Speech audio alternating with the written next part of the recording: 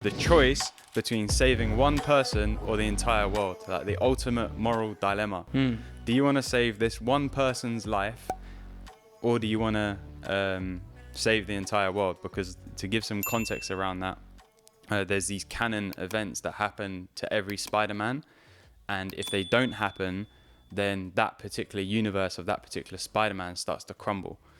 And Miles Morales, who's the main protagonist, shall we say, of the movie, has the moral dilemma of, oh, my dad's just become captain. That means that he's going to be the person to die, because there's always Captain Stacy or whatever who always dies in every Spider-Man story.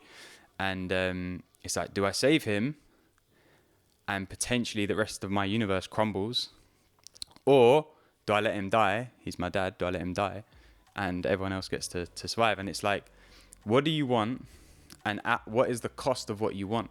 That's what I'm getting from it. It's like, do you weigh that up? Like, at what cost are you going to go for the thing that you want? Your dream, your project, your ideas, turning your life around. You know, we've all, I wouldn't say all, but like us two, we've made certain sacrifices in our lives to be where we are. Like, I spent so many years of my life depressed and unhappy and miserable, and the sacrifice that I had to make was just to prioritize myself for a number of years. I was single for like 7 years because I was just prioritizing myself. I wasn't interested in relationships. I wasn't interested in certain things because I was just like, I need to prioritize myself. I need to like better my relationship with myself, so then I can be good in a relationship.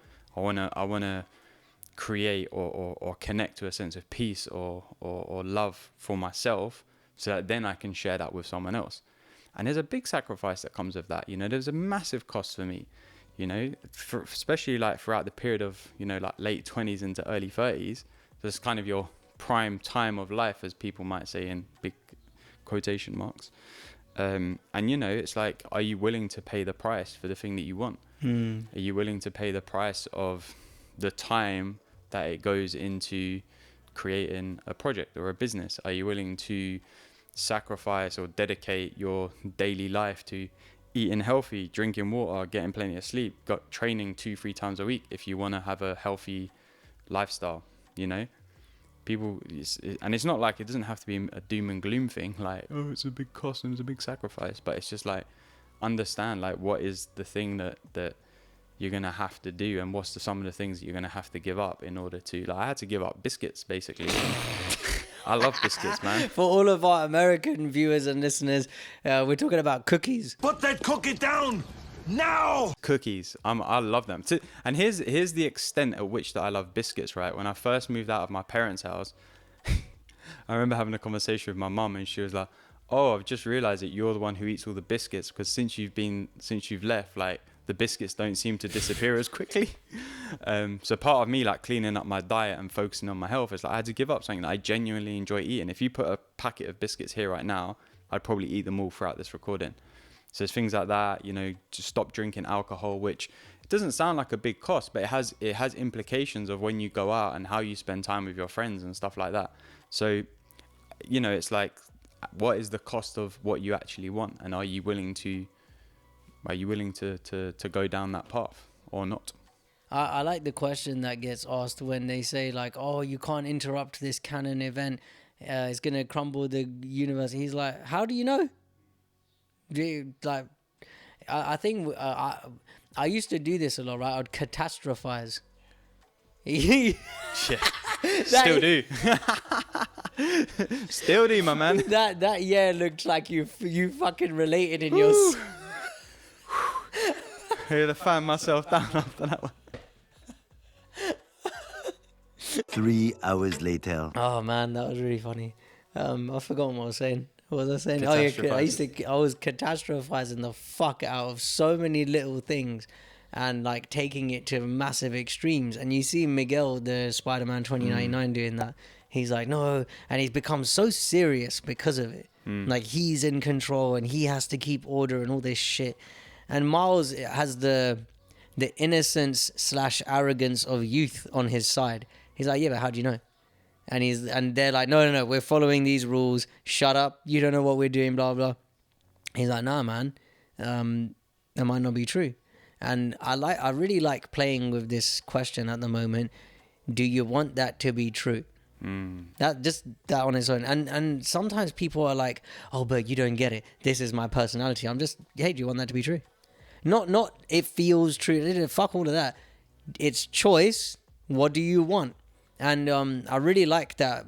It's a, like, this is how I looked at the movie. Yeah? Miles Morales is all of the Spider-Mans, and all of the Spider-Mans are Miles, right? Yeah. So it's like us. We have different versions of ourselves that live inside of us. And sometimes they're in conflict with each other. Sometimes they're in harmony with each other. Sometimes they're indifferent. Sometimes they don't interact.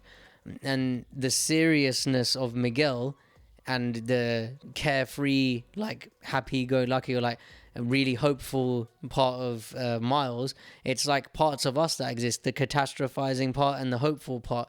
Who's gonna win? When Miguel's got Miles pinned to the wall, and Miles is like, everyone keeps telling me how my story's supposed to go, but nah, I'm gonna do it my way. Everyone keeps telling me how my story is supposed to go. You have no idea what you're doing! Nah, I'm gonna do my own thing. And then he just like, I don't know what he does, but he leaps off the building or whatever. And it's like, yeah, like, people are gonna tell you in your life, this is how your life's supposed to look. You're supposed to go to school, and then you do this, and then you do this, and then you do this, and then you do this. And it's like, do you want to follow that path because you're being told that's what you should do? Or do you want to create a different path yourself, which could still look the same, but you're not doing it out of a place of like, you're being forced into it because it's what you should do. It's, you're creating your own version of it. And that's like what Miles is getting at. He's like, I'm going to create this for myself. It doesn't need to be this way just because it's like this for you guys. Like, Say that again. It doesn't need to be this way just because it's like that for all of you. You know, and I think it really speaks to the fact that, and this is a massive spoiler, like this. So if this is a normal spoiler this size and my hands are about 6 inches apart, this is a gigantic one, and my arms are as wide as they will go. They basically say that Miles Morales is an anomaly because he wasn't supposed to be bitten by the spider that he got bitten by, which turns him into Spider-Man because it came from a different universe. It came from universe 42 or something. Anyway, so like he's the original anomaly. And I was like, yeah, cool. Well, if I'm going to be the anomaly in my universe for everyone else to see, like, oh, wait, actually, by being an anomaly, like, nothing terrible is going to happen. The universe isn't going to collapse in on itself. Like, the world isn't going to explode because I'm, you know, doing things in a way that isn't the normal way, in inverted commas. Cool, I'm happy to be that for people. Like, that's how I've seen my life up until this point. It's like, you know, I had to kind of, and I say this and I don't mean it in a negative way, but like turn my back on the way that I thought my life should look to then, you know, see the clearing of the path on the other side to see like actually how do I want it to look and start to walk down that path instead. And some people will be like, right, that's a bit mad. Like a lot of my friends, like they're like, don't really get it. They're like, they don't really get like the work that I do and like the way that I live. Because it's like, it's not normal. It's like an anomaly to them. I really like the dynamic between Captain Stacy and Gwen. You know, he catches her, she reveals her identity, and he's really like, he's just confused, and he's like a man of duty. And yeah, it points to something like, you know, when kids do drugs and the parents are really against it. Oh my God, you're doing drugs. Ah, like, it's just stuff that kids are gonna do. I don't have kids, and when I do, and one of them says, "Dad, I've heard of this thing called weed. What is it?" I'll be like, "Right, son or daughter, sit down. I'm gonna roll you a joint. I'm gonna get you so high that you understand what weed is." Or by that point, I might be like, "Yeah, it's just a plant. Like, it's no big deal. Whatever." I don't know, but what I got from the dynamic between Captain Stacy and Gwen is like, he's so on one side, he can't see his daughter anymore. He's seeing a criminal. He's so far gone in, he's so sucked into I'm right and self-righteousness, which we've had conversations about, that like he's lost sight of the reason why he fucking had a kid in the first place. You know, like self-righteousness, the need to be right, is one of the things that destroys relationships. Oh no, but I'm right.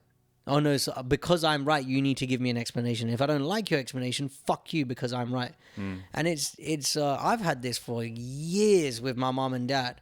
Oh, like, you shouldn't have raised us like this. How the fuck were they supposed to know? My dad was 24 and my mom was like 20 when they had my brother. Mad, isn't it? Yeah. Mad. Insane. Look at what we were doing when we were 24 and 20. I wasn't having kids and I wouldn't have wanted to. Exactly. We wouldn't have been equipped. Neither were they. But the self-righteousness in me was like, yeah, fuck them because they made mistakes. That's because I have that judgment on me. And look at him, Captain Stacy. He don't look happy when Gwen comes back, does he? Because he's so caught up in his self-righteousness that he judges himself harshly. He has that attitude with her because that's the attitude he has with himself. And it's a real nod in the direction of how much are we judging ourselves let me start again. It's a nod in the direction of the way we judge ourselves is reflected in the way we judge others. Yeah. The way he's like so hard, like coming down so hard on her, that's what he does to him.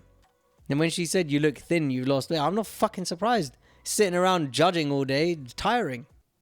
Thanks for watching this clip. If you like this, be sure to hit that like and subscribe button and come and follow us on Instagram and TikTok at Nerd Life Coaches. You can find loads more there.